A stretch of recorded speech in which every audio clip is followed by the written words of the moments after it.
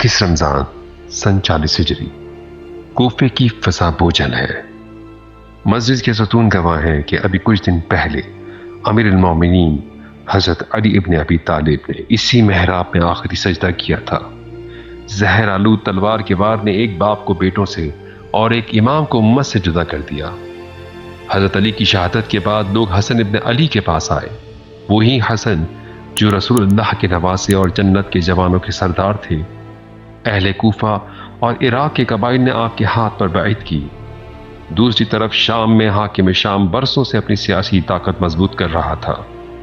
وہ خلافت کو بھی اپنے اختیار میں لانا چاہتا تھا۔ جب اسے معلوم ہوا کہ حسن ابن علی خلیفہ بن گئے ہیں تو اس نے فیصلہ کیا کہ طاقت کے زور پر انہیں ہٹا دیا جائے۔ اس نے ایک بڑا لشکر تیار کیا اور عراق کی طرف روانہ کیا۔ یہاں امام حسن نے دشمن کے آنے کا انتظار نہیں کیا۔ آپ نے خود اہل کوفہ کو مسجد میں جمع کیا اور ایک بھرپور خطبہ دیا۔ اللہ کی قسم، میں تمہارے لیے وہی چاہتا ہوں جو رسول اللہ چاہتے تھے۔ دشمن تمہاری سرزمین کی طرف بڑھ رہا ہے، کیا تم میرے ساتھ حق کے لیے لڑو گے؟ چند مخلص چہرے آگے بڑھے لیکن اکثریت خاموش رہی۔ پھر بھی امام نے ہمت نہ ہاری۔ 12,000 کا لشکر تیار ہوا۔ قیس بن سعد کو سالار لشکر بنایا گیا اور امام نے مدائن کی طرف روانگی کی۔ یہ قدم واضح اعلان تھا کہ امام حسن صلح کے لیے نہیں جنگ کے لیے نکلے ہیں۔ حاکم شام جانتا تھا کہ حسن ابن علی کو میدان جنگ میں شکست دینا آسان نہیں، اس لیے اس نے صرف تلوار کا سہارا نہیں لیا بلکہ ذہنوں اور دلوں کو توڑنے کی کوشش کی۔ عراق میں افواہیں پھیلائیں، بعض قبائلی سرداروں کو مالی پیشکشیں دیں اور امام کے لشکر میں اپنے ایجنٹ بھیجے۔ یہ سازش کامیاب ہوئی۔ امام کے ایک سپہ سالار کو مال دنیا کا لالچ دیا گیا اور وہ رات کے اندھیرے میں لشکر چھوڑ کر حاکم شام کے پاس جا پہنچا۔ اس کے ساتھ ہی اس کے کئی ساتھی بھی دنیاوی لالچ میں آ کر شام کے لشکر میں شامل ہو گئے۔ جب یہ خبریں لشکر میں پھیلی، حوصلے پست ہو گئے۔ افواہیں اڑائی گئیں کہ امام خود جنگ ختم کرنے والے ہیں۔ کچھ لوگوں نے امام کے خیمے کا سامان لوٹ لیا۔ ایک شخص نے آپ پر حملہ کر کے آپ کو زخمی کر دیا۔ یہ وہی لوگ تھے جو کل تک لبیک ابن رسول اللہ کہتے تھے۔ پھر مدائن میں زخمی حالت میں امام نے اپنے ساتھیوں کو جمع کیا اور کہا، اے لوگوں، کیا میں تمہارا امام نہیں؟ کیا میں نبی کا نواسا نہیں؟ کیا میں علی اور فاطمہ کا بیٹا نہیں؟ پھر تم میرا ساتھ کیوں چھوڑتے ہو؟ کوئی جواب نہ آیا۔ خاموشی نے سب کچھ واضح کر دیا۔ امام نے دیکھا کہ مخلص ساتھی مٹھی بھر رہ گئے ہیں۔ اگر جنگ جاری رہی تو یہ مخلص ساتھی بھی مارے جائیں گے۔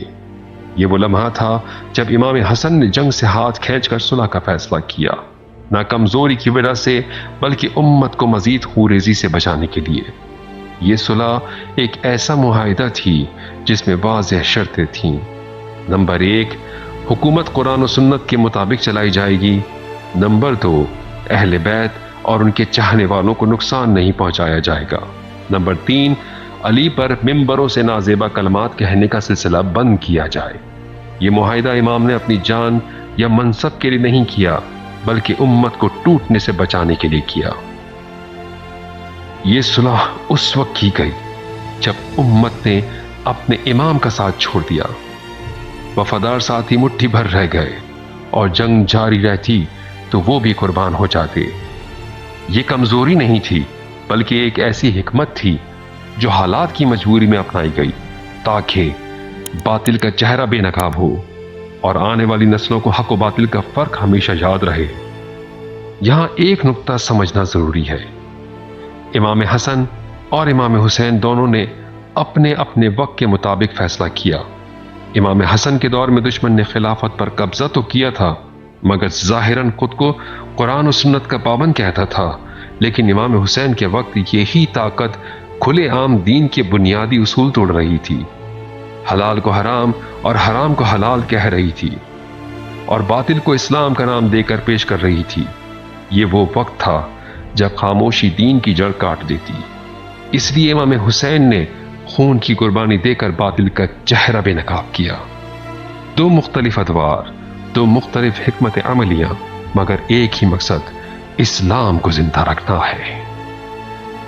السلام علیکم یا حسن ابن علی، سلام ہو آپ پر، آپ کی جنگ پر اور آپ کی صلح پر، جس نے ہمیں سکھایا کہ حق کا ساتھ دینا صرف میدان میں کھڑے رہنے کا نہیں، بلکہ وقت کی ضرورت کو پہچان کر امت کو بچانے کا نام ہے۔